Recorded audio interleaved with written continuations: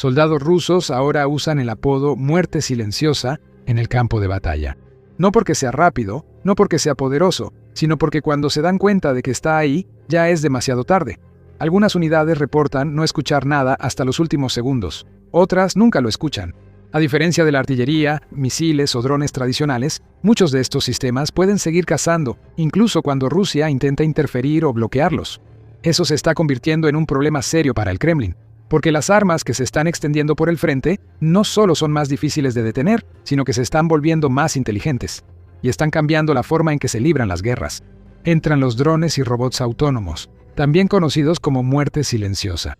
Para entender por qué Ucrania apuesta por estas máquinas que pueden pensar solas, primero debes conocer el problema para el que fueron creadas. Guerra electrónica. Desde el inicio de la guerra a gran escala, ambos ejércitos inundaron el frente con drones de vista en primera persona. Pequeñas aeronaves pilotadas a distancia que llevan explosivos y que un piloto dirige directamente hacia un objetivo a través de un enlace de video. Son baratos, precisos y por un tiempo transformaron el campo de batalla a favor de Ucrania. Un dron que depende de un enlace de radio es tan útil como dicho enlace y ambos bandos aprendieron pronto a atacarlo. Los bloqueadores cubren el frente, cortando la conexión entre un dron y su operador. Los suplantadores corrompen la navegación satelital, dando al dron coordenadas falsas o negándole completamente el GPS. Durante un periodo de la guerra, esas defensas electrónicas estaban ganando. Un dron bloqueado es un dron fallido, y a lo largo de los tramos más disputados de la línea, la mayoría de las misiones FPV estaban fallando en los últimos segundos antes del impacto, precisamente donde el bloqueo es más activo. Este es el cuello de botella que la inteligencia artificial fue traída para romper. La idea es sencilla, aunque la ingeniería no lo sea. Si el dron no puede depender de un piloto humano ni de un enlace de radio en vivo, dale suficiente inteligencia para que termine el trabajo solo.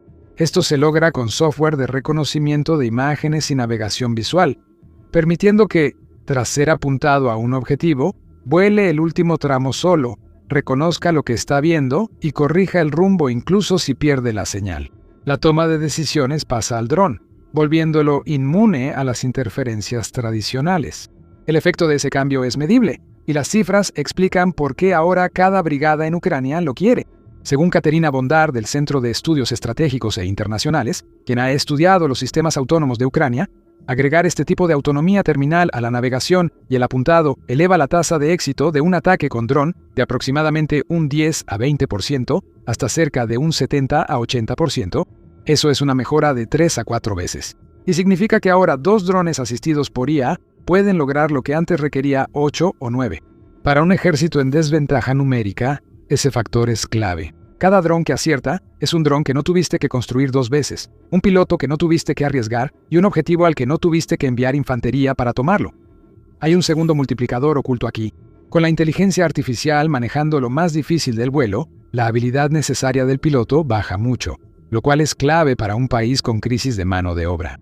Ya no necesitas un operador excepcional para cada dron, y a medida que la autonomía mejora, la proporción entre operadores y máquinas comienza a cambiar de un piloto que vuela meticulosamente un dron a un operador que lanza muchos a la vez. Los analistas que siguen esta tendencia la describen como un punto de inflexión que se acerca, el momento en que un solo operador puede enviar hasta 20, 50 o 100 drones en un solo despliegue coordinado. Ahí es cuando la economía de la guerra cambia, desvinculando los ataques posibles del número de pilotos entrenados. Es importante ser precisos aquí, porque esta es la parte de la historia que suele exagerarse. Ucrania aún no ha construido ejércitos de robots asesinos completamente autónomos. El uso de inteligencia artificial en armas probablemente está en su infancia. A mediados de 2026, facilita el reconocimiento de objetivos, ayudando a un dron a detectar un tanque camuflado entre árboles y guiando el acercamiento final pese a interferencias. Por ejemplo, de los casi 2 millones de drones que Ucrania fabricó en 2024, solo unos 10.000 tenían mejoras de inteligencia artificial y aún así dependían de un humano para elegir objetivos e iniciar la misión.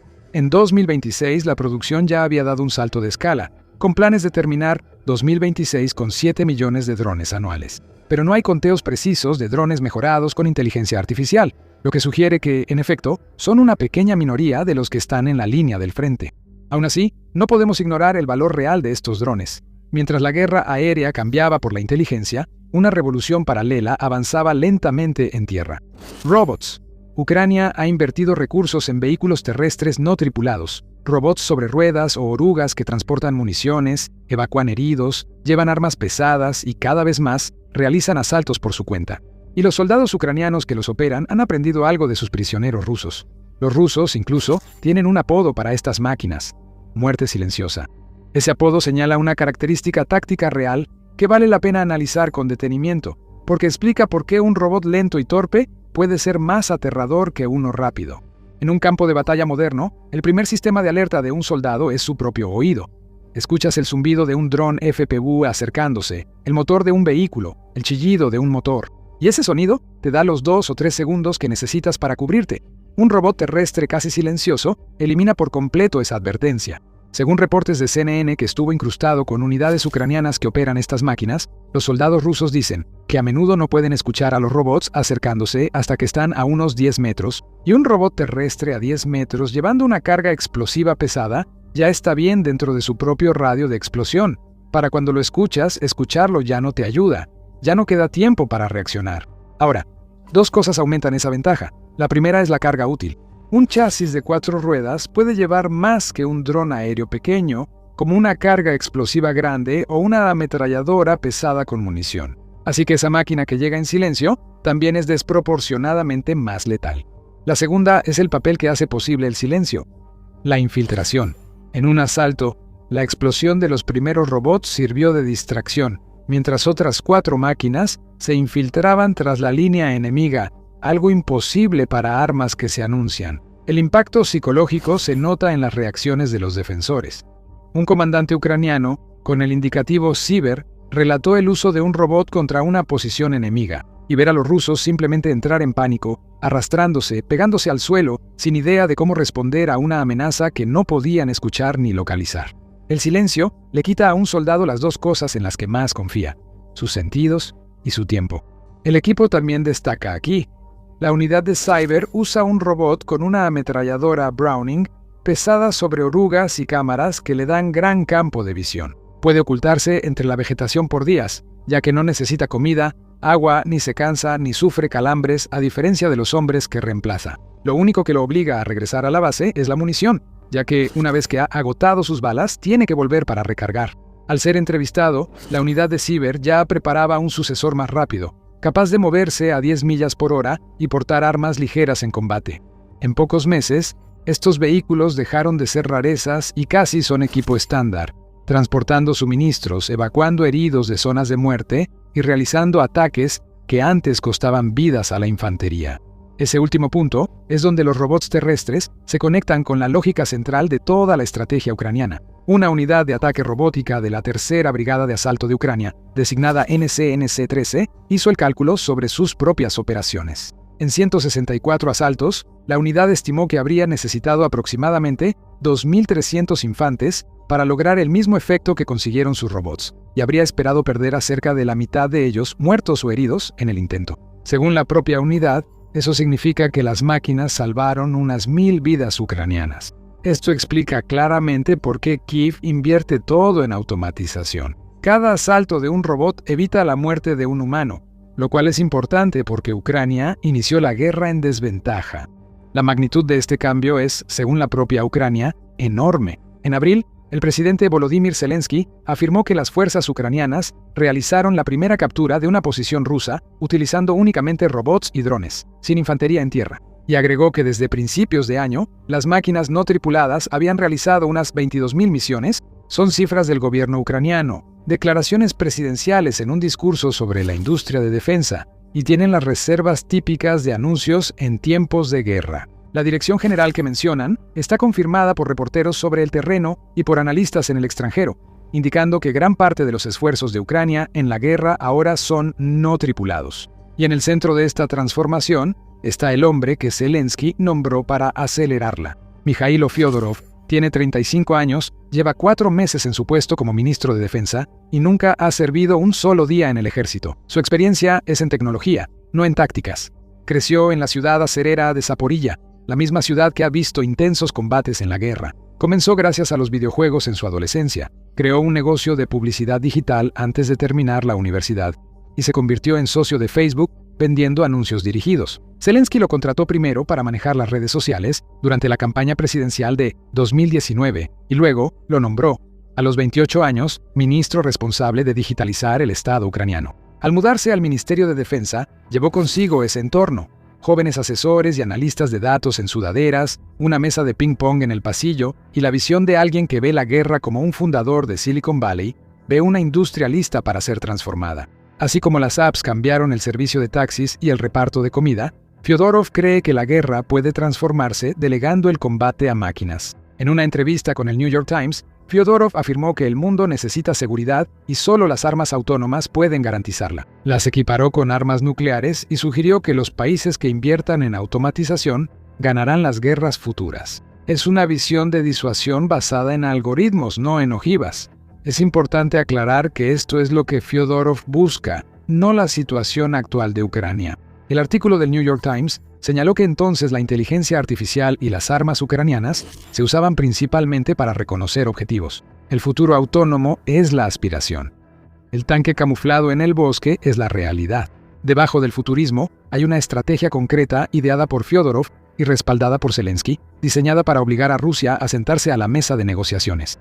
The New York Times informa que se llama aire, tierra y economía y tiene 3 frentes. En el aire, interceptar al menos el 95% de los drones y misiles rusos entrantes. En tierra, matar o herir gravemente a más soldados rusos de los que Moscú pueda reclutar para reemplazarlos. Y contra la economía, atacar las terminales de exportación de petróleo que financian la guerra. Es una estrategia de desgaste, pero diseñada matemáticamente de forma deliberada. Fyodorov llama a esta fase de la guerra destrucción dirigida y le ha puesto cifras a la meta. Según su declaración en el New York Times, Rusia estaba perdiendo entre 35.000 y 40.000 soldados por mes a mediados de 2026, y su objetivo es aumentar esa cifra a más de 50.000, un nivel que él cree detendría la invasión por completo. Esto se combina con la pérdida sistémica de personal que ha sufrido Rusia. Una estimación de la inteligencia británica sitúa el total de muertes rusas entre 325.000 y 500.000. El propio Estado Mayor de Ucrania afirma que las cifras de bajas se acercan a 1.400.000 millones. Aunque esto se puede debatir, Rusia no perdía tantos soldados desde la Segunda Guerra Mundial y ahora tiene problemas para reemplazarlos. Aquí las matemáticas de la guerra cierran el círculo. Es tentador afirmar que la situación se invirtió y que Ucrania ahora supera en armas y número a su enemigo, pero no es cierto. Rusia sigue teniendo el ejército más grande, con cerca de 1 millón de soldados activos y cientos de miles en o cerca de Ucrania. Según la mayoría de evaluaciones, tiene ventaja numérica en el campo de batalla y ha cerrado gran parte de la brecha en producción de drones, igualando o superando a Ucrania en algunas categorías. Pero antes de llegar a eso, asegúrate de suscribirte a The Military Show. Publicamos videos diarios que cubren todos los eventos importantes en la geopolítica global. Ahora, la versión actual de la reversión es más limitada y más interesante que un simple cambio. La abrumadora ventaja que tenía Rusia en febrero de 2022 se ha reducido a algo mucho más cercano a la paridad. En tecnologías clave como sistemas no tripulados y la inteligencia que los dirige, Ucrania ha tomado la iniciativa. Una guerra que comenzó como una competencia de masas se ha convertido en una competencia de adaptación. Y la adaptación es el único campo en el que el país más pequeño se ha movido consistentemente más rápido. Esa adaptación se basa en una industria muy diferente a la armamentista tradicional. Cuando Fyodorov visita exposiciones de defensa en Ucrania, pasa entre armas que parecen ensambladas y pegadas con cinta en un garaje, porque muchas realmente lo fueron. Existen carretes de cable de fibra óptica que permiten volar un dron mediante un hilo de vidrio, sin interferencias ya que no usan señal de radio. Existen drones de vigilancia pequeños, armas transportadas por globos y vehículos terrestres no tripulados que parecen mesas sobre mini excavadoras. Todo tiene que ser barato y desechable, porque en un frente saturado de drones, muchos de ellos serán derribados o explotarán antes de llegar a su objetivo.